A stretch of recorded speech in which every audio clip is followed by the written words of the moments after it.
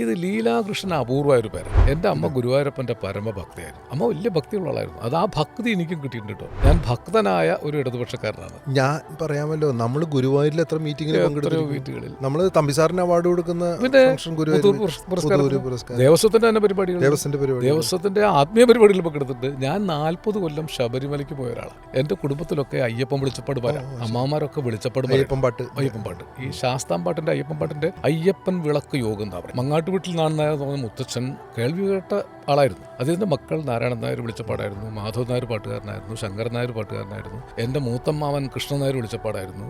ഞാനും വിളിച്ചപ്പാടാവേണ്ട ഒരാളാണ്. ഇപ്പോൾ ആളില്ലാന്നേ ഉള്ളൂ. വെളിച്ചപ്പാടന്നെ അല്ല, വെളിച്ചപ്പാടിന്റെ സിനിമ എടുത്ത നാട്ടിലെ ആളല്ലേ. പിന്നെ നിർമാല്യം എൻ്റെ ഗുരു അല്ലേ എഴുതിയത്.